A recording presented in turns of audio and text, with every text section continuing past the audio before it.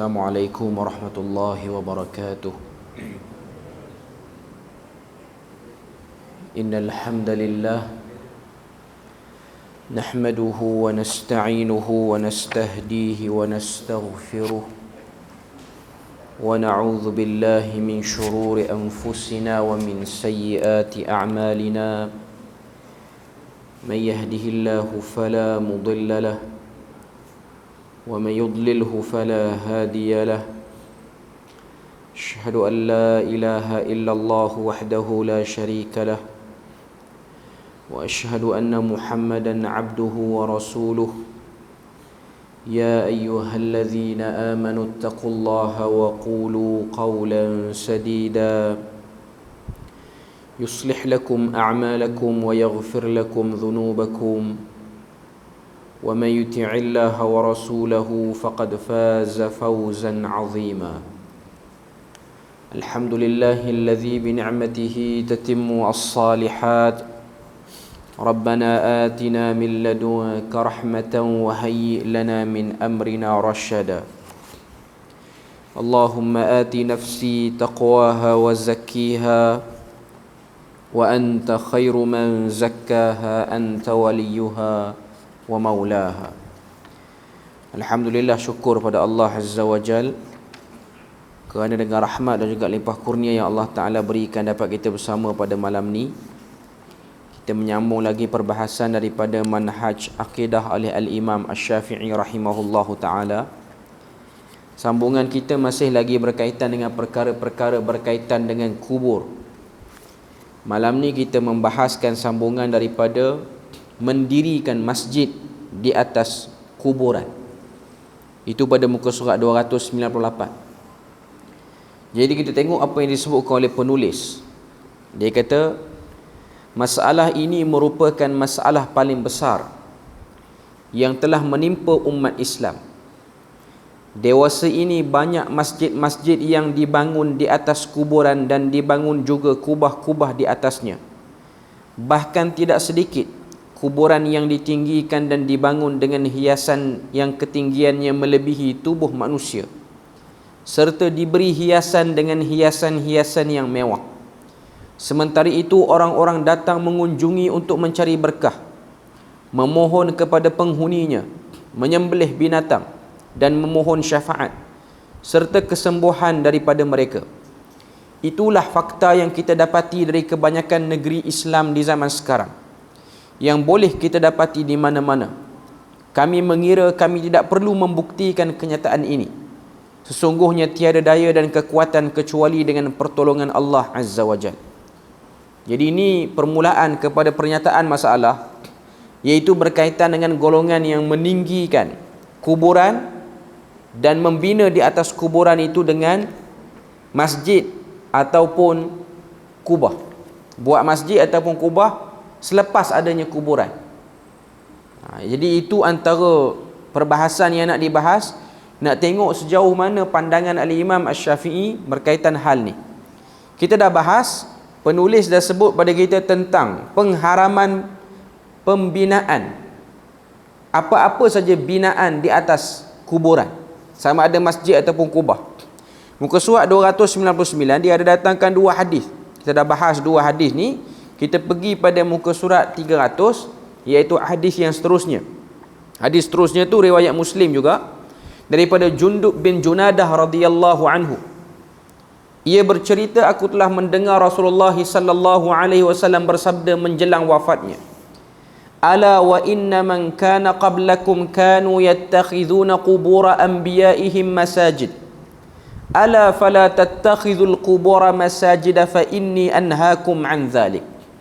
Maksud dia dalam hadis ni, kata Nabi, ala wa inna man kana qablakum, ketahuilah sesungguhnya orang sebelum kamu, kanu yattakhidhuna qubura anbiya'ihim masajid, menjadikan kuburan para nabinya sebagai masjid.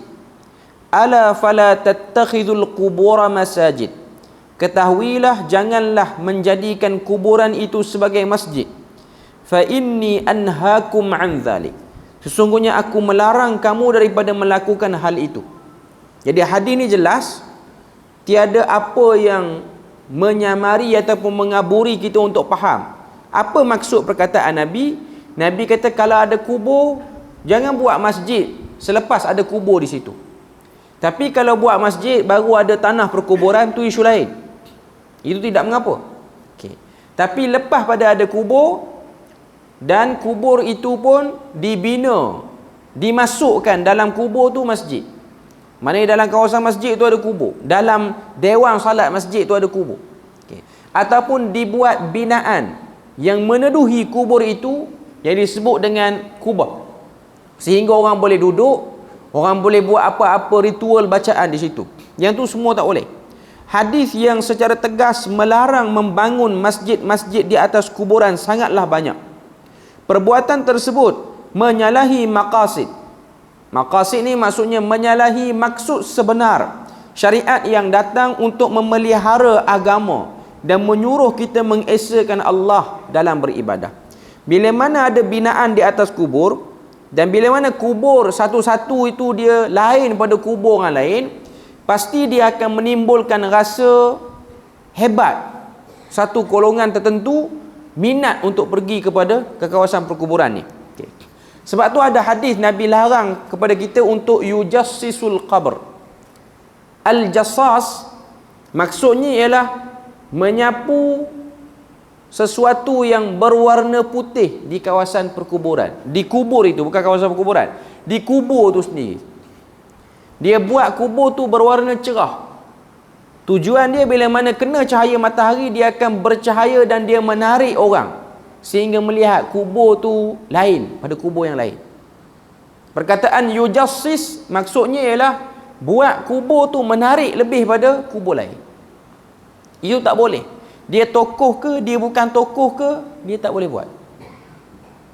Boleh dibuat penanda kepada kubur, tapi tak boleh buat binaan-binaan yang membezakan kubur ni elok sikit pada kubur sebelah. Tujuan dia apa? Tujuan dia kita tak akan tengok kesannya 5-6 tahun. Kita akan tengok kesannya selepas 50 ataupun 100 tahun lepas pada tu. Mungkin dia orang yang biasa-biasa, tapi kerana binaannya lain pada binaan orang lain, batu nisannya lain pada batu nisan orang lain, mengundang rasa pelik dan takjub golongan yang datang selepas pada tu. Mungkin dia di zaman tu orang biasa saja. Bila mana dia dibuat lain pada orang, maka orang akan rasa berminat.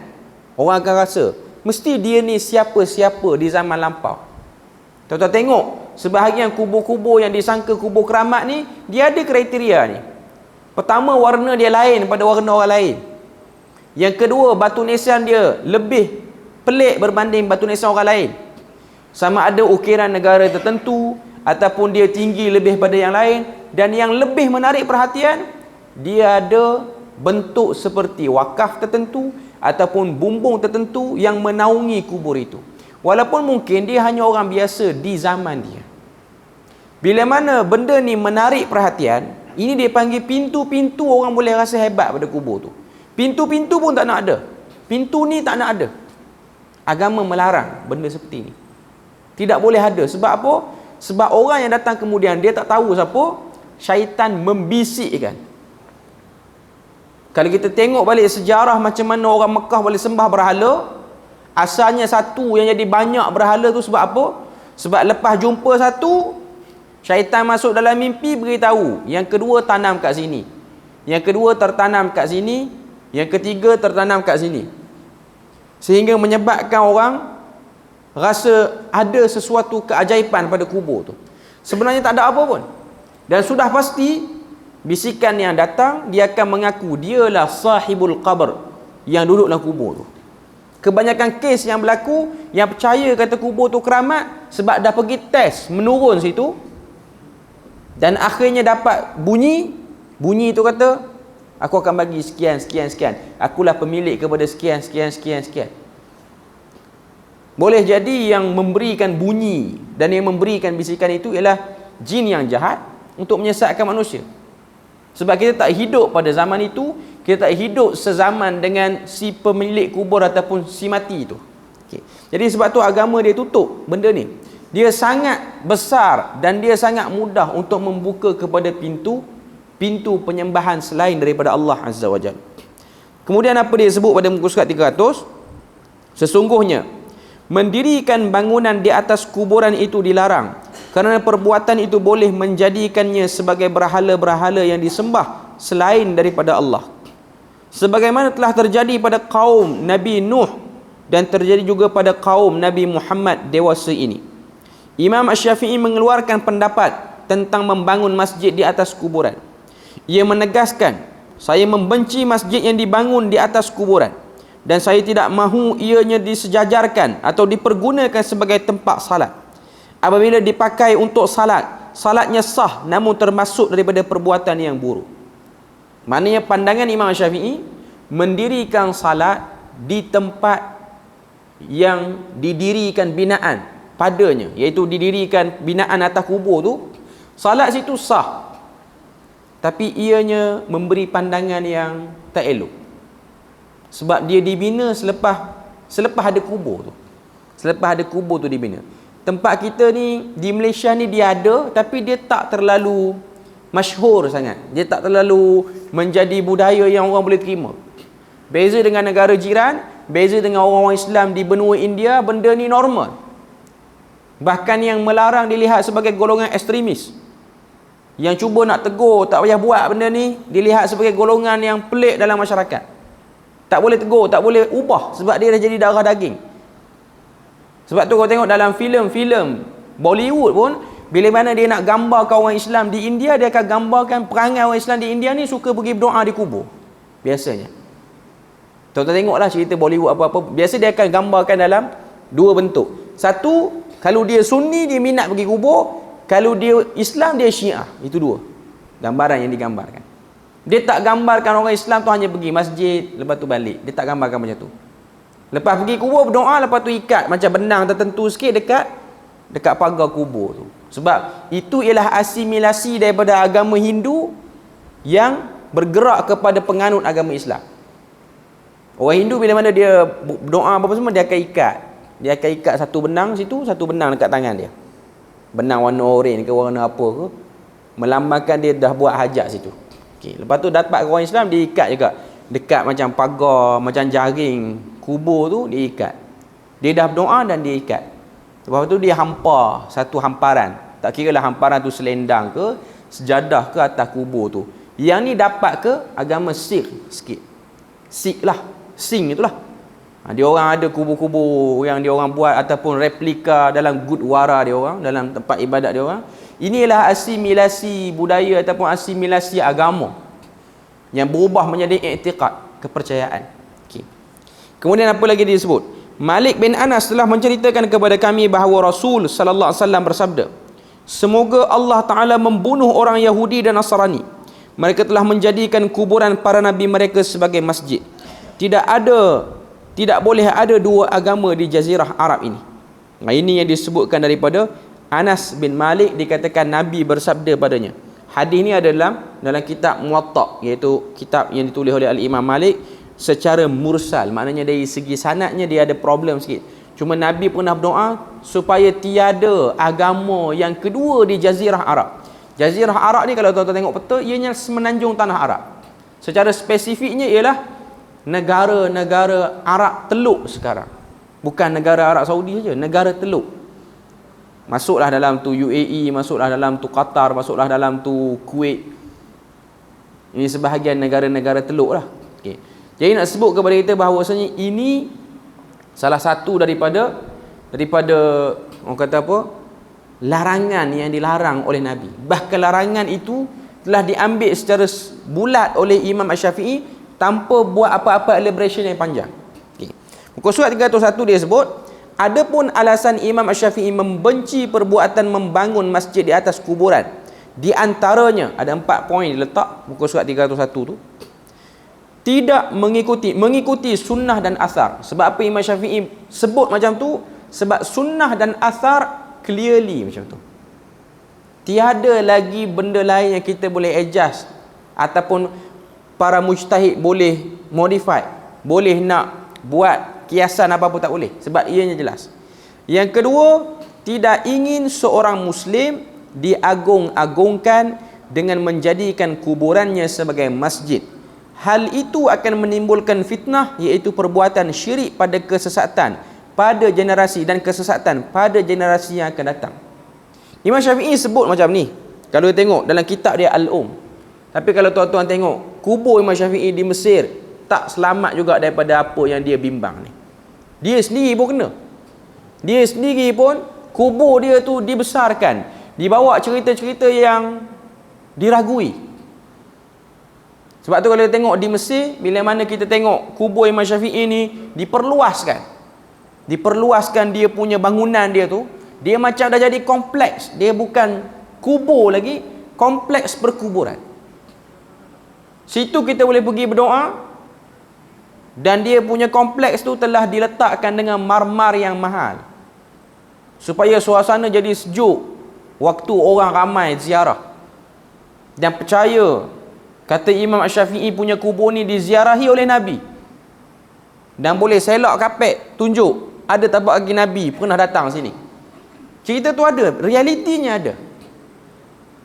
Walaupun dia antara yang tak setuju dan takut benda ni berlaku kepada orang Islam, tapi berlaku pada kubur dia sendiri. Bukan salah Imam Syafi'i pun, salah kepada golongan yang melampau dalam mencintai orang saleh. Okay. Yang ketiga, dia kata supaya kuburan tersebut tidak dipijak. Dalam bahasa Indonesia dia sebut tidak diinjak, sebab tokoh tertentu dia akan ditanam di kawasan perkuburan orang ramai juga. Kawasan perkuburan orang ramai, tuan-tuan tengok kubur para sahabat di Baqi', dia ditanam sejajar dengan kubur-kubur orang lain, sekali dengan kubur orang lain. Okay. Bila mana nak buat binaan atas kubur dia, maka akan berlakulah perluasan tanah tu mungkin terkena tanah kubur orang, sama ada kita cek ataupun tak cek. Ada orang dia kata tak kena dah kubur sebab kita dah pindah, kita gali balik, kita pindah pergi tanah lain. Macam kebanyakan setengah-setengah tempat duk buat macam tu lah. Contoh kalau tuan-tuan tengok perkuburan Ma'la di Mekah, orang yang pergi buat umrah, dia meninggal, dia akan tanam di Ma'la. Orang Malaysia ke mana-mana lah. Okay. Lama kelamaan 5, 10, 15 tahun, perkuburan tu dia penuh, dia akan gali balik tulang-tulang yang ada dengan cara yang terhormat, dia pindah ke kawasan lain. Kalau macam di Singapura, apa yang dia buat? Dia berkongsi liang. Satu liang lahat tu pernah ditanam dalamnya 5 ke 10 orang dah mati situ. Macam mana dia buat? Contoh, lepas 3 tahun dia akan korek balik, dia akan lupus pergi tempat lain. Sebab tu kalau tengok tanah perkuburan di Singapura ni, dia akan tulis nama si mati yang pernah mati sini 5 ke 6 orang. Sama ada dia tambun balik tanah tu jadi makin bawah lagi, sebab dia punya tanah terhad. Sebab dia orang nak buat pembinaan lagi, dia orang nak buat rumah lagi, nak buat apa-apa benda lah. Jadi itu benda yang kita boleh tengok daripada bab perkuburan. Bila mana ada pandangan ataupun ada keadaan yang perlukan kepada pandangan seperti ini, maka dia akan dikeluarkan oleh para ulama. Cuma tempat kita ni, isu perkuburan dia taklah serumit dan sepayah itu. Maknanya kubur-kubur lama pun masih lagi ada dan dijaga dengan baik. Dah ada 100 tahun, 200 tahun, masih lagi dibiarkan dan dipelihara dengan baik. Sebab keluasan tanah dan keadaan yang tidak mendesak. Okay. Yang keempat, wallahu alam, bumi tempat orang mati tidak lebih bersih daripada tanah yang lain. Sini kalau kita tengok apa yang nak dimaksudkan sini, tempat orang yang mati itu lebih aula untuk dihormati berbanding tempat orang lain. Ataupun yang kedua dia nak masuk sini, sebab dia guna ayat Indonesia, bumi tempat orang mati tidak lebih bersih. Maknanya tempat orang mati ni taklah bersih sangat berbanding tanah yang lain. Kita nak pergi selalu-selalu ni pun, kubur ni lah tempat orang mati, tempat kita tanam mayat orang situ. Ialah kita tahu ada sebahagian mayat yang Allah Ta'ala pelihara dia tak buruk, dia tak rosak dengan teruk. Tapi dia tetap bahagian daripada benda-benda yang bukan orang suka. Bukan orang suka. Walaupun Allah Ta'ala kata walaqad karramna bani Adam, kami muliai anak Adam ni. Sebab tu mayat kita tak boleh buat lebih kurang. Kita kena preserve, kita kena jaga dia apa semua dengan cara terhormat. Sebab tu tak boleh dibakar mayat apa semua ni, tak boleh. Tak boleh dibuat pun dengan upacara-upacara tu, walaupun ada agama lain duk buat. Okey. Cuma nak sebut pada kita bahawasanya bila mana satu orang ni dia mati, tubuh badan manusia ni dia akan berubah. Dia akan hilang, dia akan hancur, kecuali orang yang terpilih. Maknanya tanah lain lebih baik untuk diziarahi ataupun didiami berbanding memperbanyakkan diri untuk pergi ke tempat yang disebutkan sebagai tanah perkuburan ni. Pergi untuk pergi minta berdoa lah, beribadah. Kalau pergi ziarah untuk mengingati mati tu boleh, nanti kita akan tengok bab ni. Yang nak bahas ni sekarang ialah pergi untuk berdoa. Masjid tak datang nak berdoa, dia lebih minat pergi ke kubur untuk berdoa. Sedangkan dalam hadis riwayat Tirmizi, Nabi kata tanah yang terbaik dan lebih disukai oleh Allah Ta'ala ialah masjid berbanding tempat lain. Walaupun dalam hadis tu Nabi banding dengan aswaq. Aswaq ni maksudnya pasar. Lebih banyak pergi ke masjid, lebih banyak berdoa di masjid, itu lebih aula berbanding berdoa di tempat lain, termasuk di perkuburan. Yang kita kata dan kita cerita ni ialah memang ada sebahagian orang Islam yang dia rasa dia lebih khusyuk dan lebih zuk berdoa di kubur berbanding berdoa tempat lain. Yang menurun tu dah confirm salah. Yang ada dengan lilin, dengan limau, dengan sintuk apa semua, yang tu confirm dah salah. Okay. Dia ada orang, dia pergi kubur, dia nak berdoa situ, dia nak baca Quran situ. Dia rasa zuk dia lebih, dia rasa baca Quran dia lebih menghayati di situ, berdoa dia lebih di situ. Ini adalah tipu daya syaitan, sehingga kita keliru antara khusyuk dan juga kita sedang tertipu dengan suasana. Macam sehari dua ni orang duk viral tentang satu orang penceramah, dia kata nak selawat biasa-biasa ni orang cepat cemuh, dia kena ada lagu baru orang rasa bertenaga, baru orang rasa evergreen, ada rasa macam semangat sikit lah kalau ada lagu apa semua ni. Okay. Perkataan yang dia gunakan memang dia sebut cemuh. Dia kata, sebab dia pun orang utara lah, dia kata kalau kita ni selawat biasa, Allahumma salli ala Muhammad wa ala ali Muhammad, cepat mengantuk, tertidur.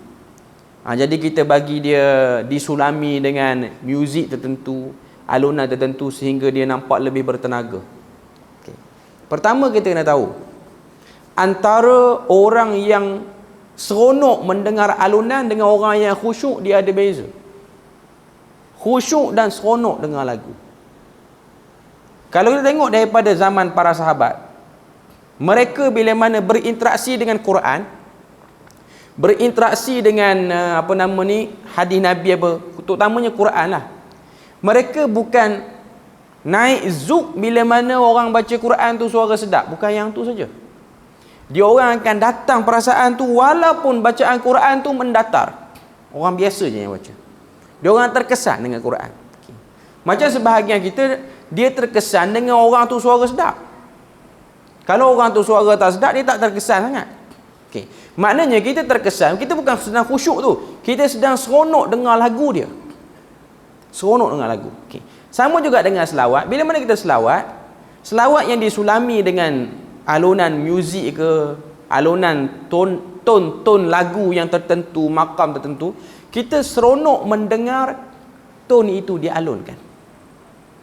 Macam orang baca Quran dengan tarannum, dengan orang baca Quran tanpa tarannum.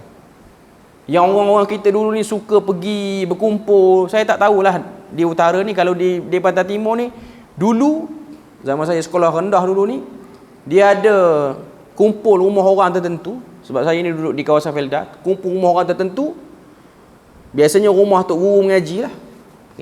Tok Guru mengaji zaman dulu, dia bukan hanya mengajar baca Quran, termasuk antara ilmu sampingannya dia akan ajar ialah ilmu tarannum. Dia akan ajar. Yang belah Pantai Timur lah, dia ajar tarannum. Okay. Jadi ramailah anak-anak murid dia ni pandai juga bertarannum. Jadi ada malam tertentu 2-3 bulan sekali dia akan kumpul duduk kat rumah buat makan, pasal lampu pun banyak pada malam-malam lain, rumah tu jadi cerah, ramai orang berkumpul. Maka setiap anak murid yang hebat, termasuk Tok Guru sekali, dia akan baca Quran dengan tarannum, pasang mic. Sebelum ni tak pasang mic. pasang mic. Ramai orang datang. Dia macam ada satu keramaian lah malam tu. Orang datang, ada orang bawa makanan apa semua. Orang pun berimpun dengar. Yang bawa Quran hanya pembaca saja. Yang dengar tak bawa Quran. Okay. Maka seorang baca dengan tarannum sekian. Yang kedua pula baca. Bila mana dia tengah sedap tu, dia tengah jawab, dia tengah makam nahawan tinggi tu, yang bawah-bawah ni yang tak pernah pergi masjid pun tapi datang lah. Masjid tak pergi tapi dengar orang baca Quran sedap ni datang. Dia bawa tayyib tak tahu ketahuan apa. Dia seronok dengan lagu je. Ayat tu tak ada kena-mengena pun dengan kegembiraan, tapi dia tu duk tayyib. Sebut pun salah, tayyib. Tayyib ni nama orang. Tayyib tu baru betul lah dengan ta. Okay. Cuma nak kata dia seronok, baca dengan seronok. Lepas pada tu selesai. Dia tak tahu pun apa yang ayat tu baca. Sebab zaman dulu itulah disangka majlis ilmu Quran. Sebab zaman dulu kemampuan guru-guru dulu dia lebih kepada ilmu tarannum. Lepas selesai tarannum tu dia tak boleh lah nak elaborate ayat ni menceritakan tentang apa. Dia tak cerita dah. Orang hanya tunggu tempat makam sedap, tempat orang tarik sedap sampai keluar urat apa semua ni, sampai muka dah merah apa semua ni. Lepas tu nanti lepas pada tu tunggu gulai apa, makan nasi apa, selesai. Okay, saya nak sebut sini. Okay. Ada orang dia pergi kubur, dia syok di kubur. Di masjid dia kurang syok. Dia dengar qasidah dia lagi syok. Tapi kalau pembacaan hadis dia kurang syok. Okay. Itu ialah minat dia kepada tone. Dia sama je dengan orang yang pergi dengar muzik, dengar lagu, dia seronok dengan lagu tu. Dia syok dengan lagu tu.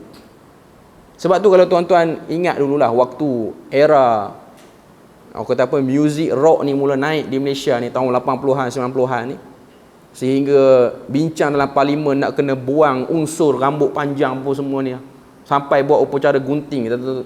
Kalau kita baca dululah gunting rambut oleh aku kata apa, bintang rock terdahulu lah, sebab rasa dia ada ancaman. Tahu tengok orang muda yang layan lagu rock sampai dia macam feeling dia tu ketar tangan dia kalau ada konsert. Dia macam menghayati betul. Sampai dia boleh hurai bab ketuhanan melalui lagu tu.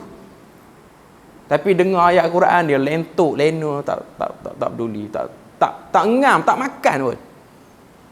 Itu ialah perbezaan yang kita kena sedar. Jiwa manusia. Dia bukan khusyuk, bukan cara beribadah. Sebab tu isu ni Imam Syafi'i dia nak buang. Sebab apa? Sebab ada orang tertipu. Berdoa di kuburan lebih baik, lebih memberi pembukaan Tuhan berbanding berdoa tempat lain. Sedangkan Nabi anjurkan memperbanyakkan berdoa itu di masjid ataupun salat sunat itu di rumah. Itu lebih baik. Okey. Surat 301 lagi. Setelah itu beliau menyebutkan hadis, tanah semuanya adalah masjid kecuali kuburan dan tempat pemandian umum. Nabi sebut dalam hadis, dikatakan ini hadis lah riwayat daripada Abu Daud. Okay. Nabi pernah sebut semua tempat ni boleh buat salat kecuali kubur dan tempat mandi awam.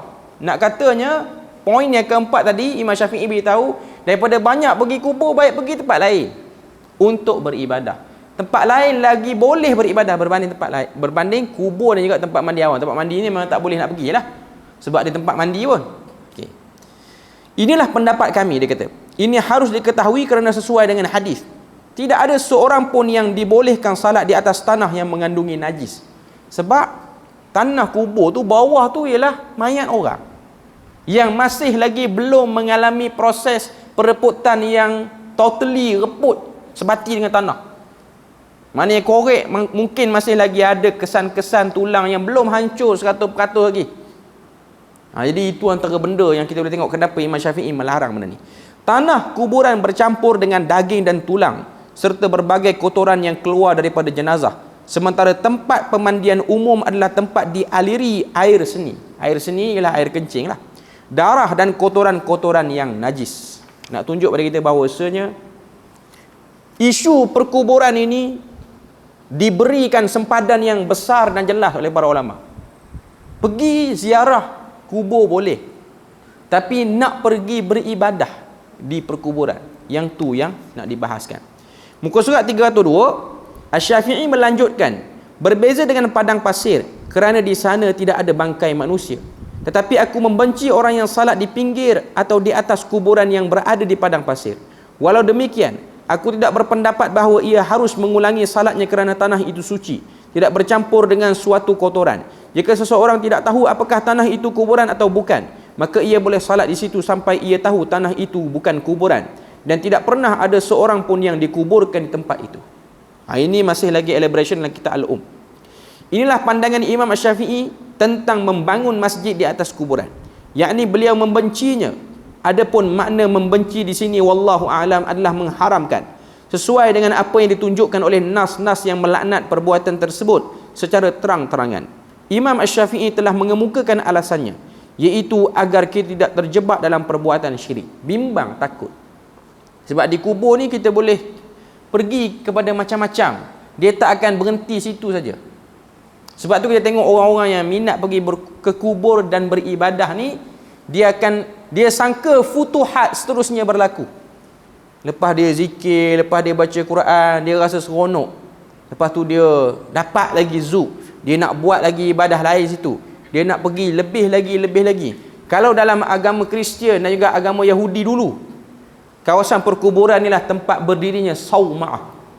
Sauma'ah ni bahasa Arab, bahasa Melayu, bahasa Inggeris dipanggil sinagog. Tempat ibadah, tempat suluk khusus bagi satu orang ahli ibadah tu. Ataupun dalam bahasa-bahasa setengah-setengah dipanggil khanqah, macam bilik, satu bilik macam satu pondok macam tu, dekat kubur tu duduk situ untuk merasai zuk. Sebab tu tengok golongan-golongan tertentu ni dia ada kepelikan yang lain macam. Dia simpan benda-benda yang ke arah macam tu sebab dia rasa ia mendatangkan zuk. Dalam rumah dia simpan kain kafan yang terbuka di ruangan yang orang lalu lalang, ataupun dia simpan keranda dalam rumah. Tuan-tuan boleh bayang, ada satu orang dia ada minat yang pelik, ruang tamu dia tu ada keranda. Kita pun tak nak duduk lama lah rumah macam ni. Dah lah letak keranda, letak dengan kain kapan lagi atas. Yang ni cakap sekadar hajat balik. Tapi saya nak kata ada orang yang minat dia macam ni. Sebabnya dia terkesan dengan amalan ritual yang dia buat di kawasan perkuburan ni. Amalan ritual yang dia buat di kawasan perkuburan seperti ini. Okey. Kita selesai bab tu, kita masuk muka surat 303 tu, ziarah kubur seterusnya. Tadi membina kuburan, membina masjid atas kuburan. Imam Asy-Syafi'i berkata, boleh melakukan ziarah kubur. Beliau menyebutkan hadis dengan sanadnya daripada Abu Sa'id Al-Khudri bahawa Rasulullah SAW bersabda, nahaitukum an ziyaratil quburi fazuruha wala taqulu hujra. Aku pernah melarang kalian untuk berziarah kubur, maka kini ziarah kuburlah, tetapi janganlah kalian mengucapkan kata-kata kotor di dalamnya.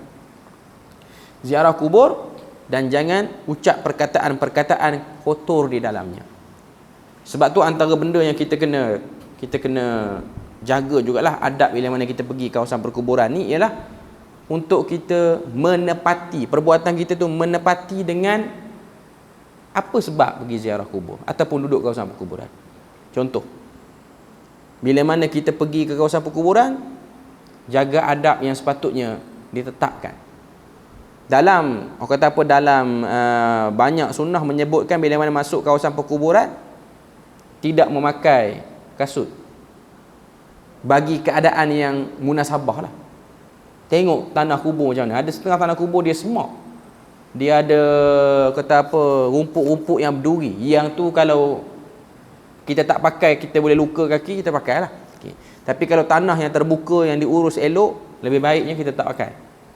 Sebab itu lebih menepati sunnahnya. Okay. Dan yang kedua, mengurangkan bercakap benda-benda yang tak sepatutnya lah, ataupun buat benda-benda yang tak sepatutnya. Contoh bagi orang yang isap okok, hold dulu kawasan tu. Isap okok tempat lain. Jangan isap okok situ. Isap okok luar pada tanah kuburan. Sebab dia macam tak tally, dia macam tak sinkronis. Okok boleh menyebabkan cepat mati. Pergi situ, isap okok pula. Okay, dia macam nak masuk seorang lagi ke dalam tu? Okay. Dia macam kurang adab lah sikit. Okay, kurang adab. Saya bukanlah nak kata nak marah sangat, cuma saya nak kata paling kurang tahanlah supaya untuk tidak merokok di situ. Merokoklah di tempat lain. Sebab dia macam tak berapa elok kawasan untuk kita merokok. Okay. Dia termasuk daripada benda-benda yang tak sepatutnya kita buat. Okay. Muka surat 304, ia berkata, janganlah kamu mengucapkan kata-kata kotor dalam ziarah kubur, iaitu mendoakan yang buruk kepada jenazah atau meratapinya. Akan tetapi jika engkau berziarah kubur, beristighfarlah untuk jenazah. Dengan begitu hatimu akan lembut dan engkau akan ingat terhadap akhirat. Ziarah seperti ini tidaklah aku benci. Ini dalam kenyataan oleh Al-Imam Asy-Syafi'i. Ini adalah akidah Imam Asy-Syafi'i tentang ziarah kubur. Imam Asy-Syafi'i melihat hadis yang melarang ziarah kubur itu telah dimansuhkan ataupun telah dihapuskan pengamalannya oleh hadis ini yang membolehkannya, tetapi dengan cara berdoa dan beristighfar yang bermanfaat bagi jenazah, sebagaimana yang disebutkan dalam sunnah. Kalau kita tengok dalam masyarakat kita, bila mana berlakunya kematian, kita akan pergi salat jenazah dan kita akan mengiringi jenazah tu sampai ke kawasan perkuburan dan dikebumikan jenazah. Itu memang ada hadis menyebut tentang kelebihannya. Nabi kata siapa yang salat jenazah kemudian mengiringi jenazah sampai perkuburan, dia akan dapat 2 qirat pahala. 1 qirat menyamai gunung Uhud. Selepas pada kematian ni, antara benda yang terkenal ialah majlis takziah. Yang masyarakat kita buat, kita sebut dengan majlis tahlil lah kot. Okay. Saya tak nak sebutlah yang tu. Okay. Cuma saya nak sebutnya ialah yang saya tengok dengan mata saya sendiri, pengamalan masyarakat Arab ni. Masyarakat Arab bila mana berlaku kematian, dia akan buat kemah depan rumah dia. Depan perumahan dia lah. Kemah. Okay. Kemah tu dipanggil sebagai kemah untuk menerima tetamu untuk majlisil azab. Majlis takziah. Okay. Dia beza masyarakat kita ni, dia tahlil. Saya tak nak bincang lah tahlil ni, benda ni saya rasa dah orang boleh cari tempat lain. Tak perlu saya sebut sini lagi. Okay. Ia macam satu majlis yang dia bukan macam berkabung. Berkabung tu macam agama lain, pakai pakaian tertentu, warna tertentu apa semua ni. Okay. Dia macam satu majlis, dia orang pergi, orang duduk, orang jumpa waris, orang doakan sesuatu yang baik, lepas pada tu orang pun balik. Itu yang berlaku di negara Arab lah, yang saya tengok. Dia macam tak kalut majlis dia. Majlis solat azab ni dia bukan hingap, bunyi bising. Kemah tu besar, orangnya ramai, tapi dia macam tenang. Dia tak bunyi bising. Jamuan yang dihidang simple je. Kopi belah. Kopi cawan kecil tu. Lepas tu selesai. Dia tak ada orang yang datang, kopi je, nasi tak ada. Dia tak minta. Biasanya mereka akan bagi duit lah, tapi dia macam masyarakat itu dia letak bekas.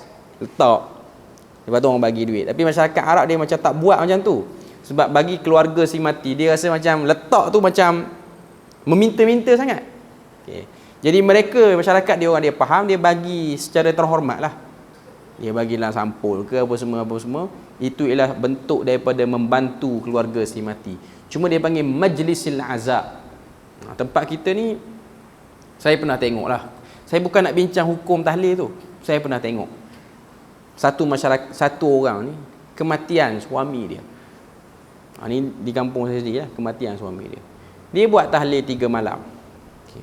Tapi cara dia buat tu, dia macam bunyi majlis tu riuh rendah, orang ramai bergelak ketawa. Saya tak tahu dia sedang bersedih ataupun dia sedang suka atas kematian suami dia.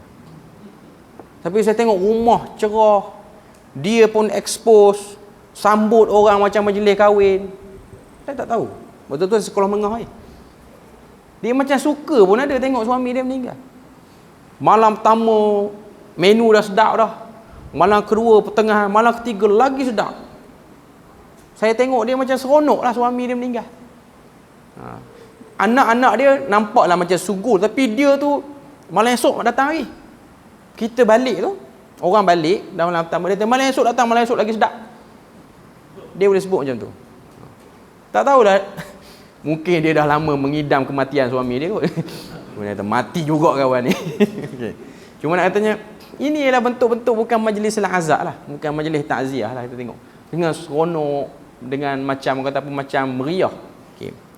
Dia bukan nak kata kita kena berkabung macam agama lain. Cuma nak katanya, Kematian itu ialah benda yang menyedihkan. Normal seorang manusia bila mana berlaku kematian dia akan sedih.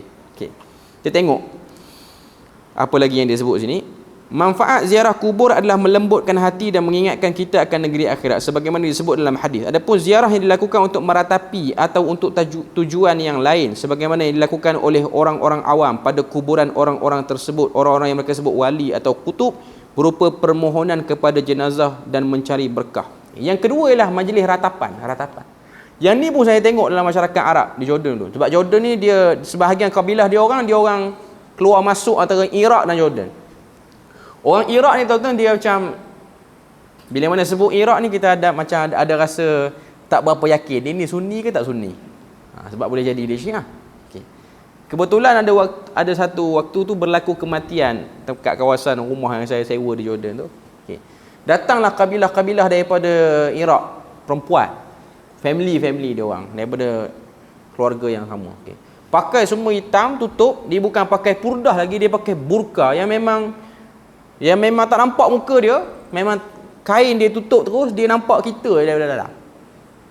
Kita tak nampak dia. Sampai depan rumah dia meraung, dia ambil slipper dia katuk kepala dia dengan slipper tu.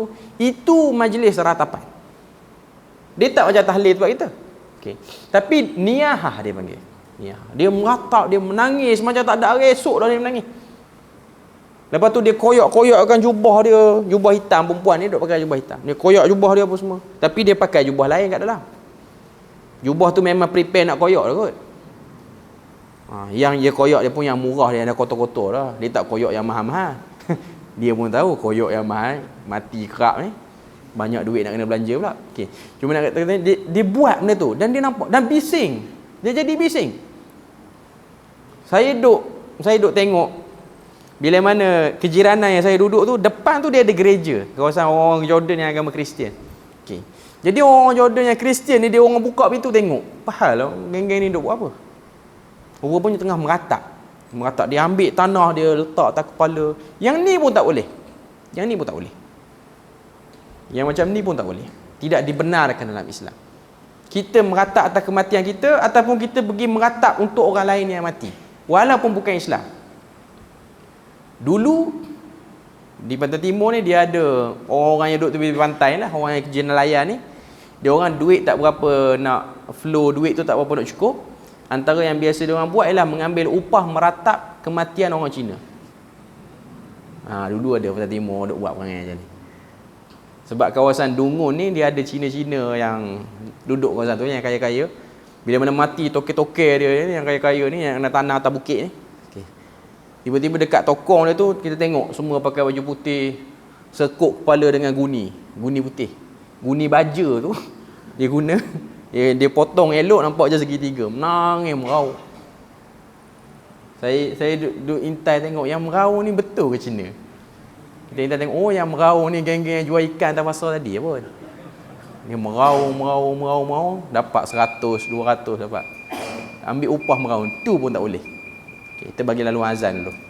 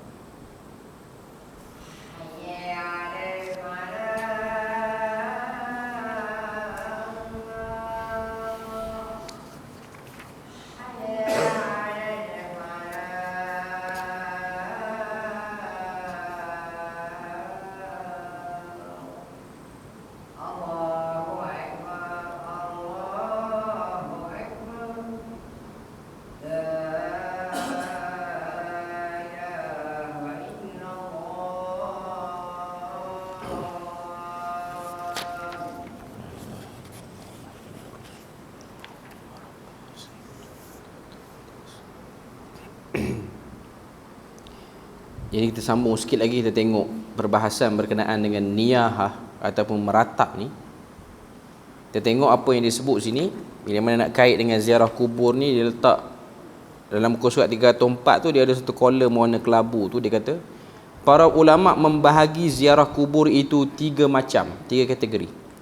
Yang pertama, ziarah yang disunnahkan dengan syariah seperti yang disebutkan dalam sejumlah hadis yang bertujuan untuk memohon ampun, istighfar bagi jenazah dan mengingatkan dirinya akan negeri akhirat. Mana kita pergi, kita minta ampun untuk si mati. Yang kedua, ziarah bid'ah yang dilakukan oleh seorang dengan tujuan beribadah kepada Allah. Tadi kita dah sebut, dia nak pergi cari zuk ibadah, dia pergi ke kubur. Ini ziarah ni disebut sebagai ziarah bid'i.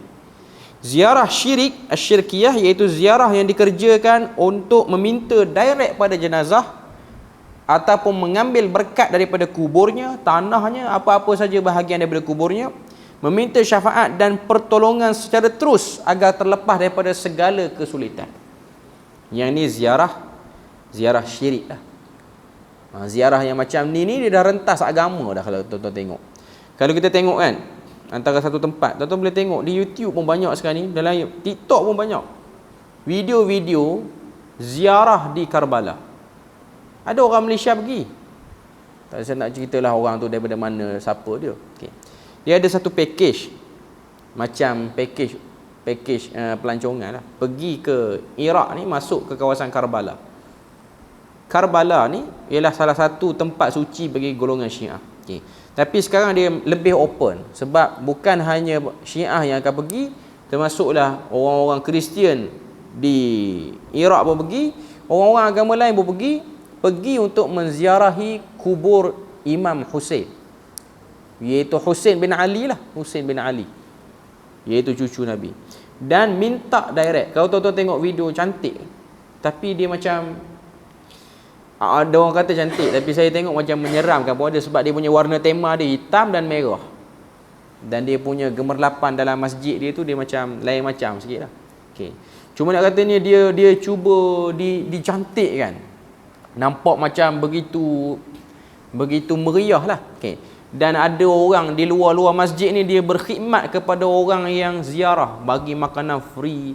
Suasana dia memang betul dia nak tiru macam Masjidil Haram. Orang beratur, bagi makanan free ramai. Lepas tu ada orang bagi khidmat sampai, dan ada servis yang lebih lagi daripada Masjidil Haram, iaitu urut kaki free. Yang tu ada. Tapi tak payah aku pergi situ. Pergi Thailand banyak. Okay. Cuma katanya sebab tempat tu jauh, dan ada orang yang ziarah dalam bentuk over lah. Sebahagian penganut Syiah yang over, dia tak berjalan, dia bergolek sampai ke depan makam tu. Daripada pintu, kalau pintu masjid kita ni okey lah, sampai ke memang tak jauh sangat bergolek. Okey. Dia bergolek tu jauh. 200 meter tak lari dah. Okey. Dia bergolek. Golek tu bukan bergolek kosong, dalam keadaan muka penuh dengan tanah, debu apa semua ni. Itu semua bentuk-bentuk ziarah yang lain macam. Ziarah tu yang disebut yang kategori ketiga ni. Okay. Semuanya itu tak boleh kecuali yang pertama, iaitu ziarah untuk mengingati kematian. Yang terakhir saya nak sebut sini, tak ada dalam buku. Ziarah perkuburan tidak disyaratkan ziarah kubur yang ada saudara mara kita meninggal di situ. Tak disyaratkan pun.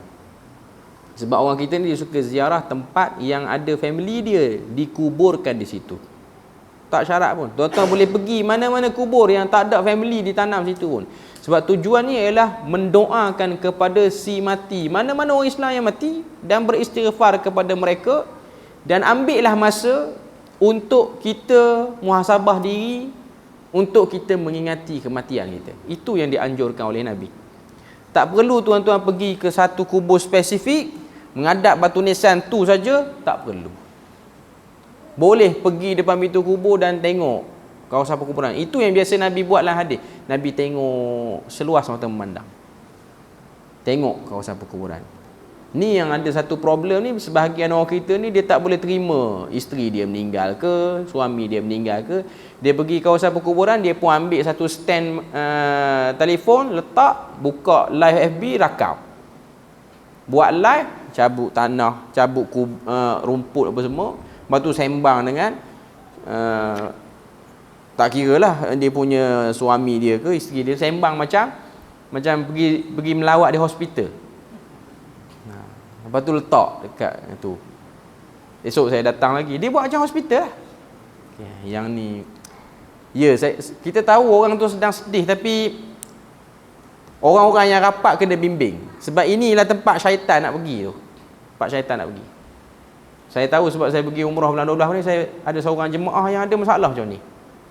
Masalah yang segala benda yang berlaku, dia macam lemau. Dia duk teringat ke isteri dia meninggal. Dia umur pun tak jauh lah dengan saya. Okay. Saya duk tengok dekat FB dia. Setiap hari dia update kubur bini dia. Setiap hari, walaupun di Mekah. Dia balik daripada buat umrah, dia terus pergi kubur bini dia, cabut rumput semua. Dia buat video, dia menyembang, lepas tu dia buat time lapse gambar macam dia akan selalu surf. Dia letak gambar hitam putih banyak, nak tunjukkan jiwa dia kosong apa semua. Buang masa. Bagi saya ini buang masa. Yelah, kita beritahu dia tak nak dengar pun kita, sebab dia tak rasa pun kata-kata kita tu kuat. Setiap kali dia pergi, saya dah buat ni untuk isteri saya buat umrah. Ini benda yang tak sepatutnya jadi macam tu. Tak sepatutnya jadi macam tu. Ini bentuk-bentuk ziarah kubur yang layan perasaan. Dia tak perlu ziarah kubur macam tu. Kita ingat kita nak mati, bukan kita ingat si mati sampai kita tu tak jadi kerja dalam hidup. Nah, itu pun jadi masalah. Dia tak minta ada si mati. Cuma dia tu sendiri berhenti kerja sebab dah jadi lemau. Dia sendiri daripada berisi dah jadi makin kurus. Daripada satu jenis sakit mental jadi dua dah sakit mental. Kerana ingat benda-benda macam tu. Yang tu tak boleh. Walaupun dia tidak pergi berdoa kepada si mati. Yang ni tak perlu. Jadi kita berpada situ je.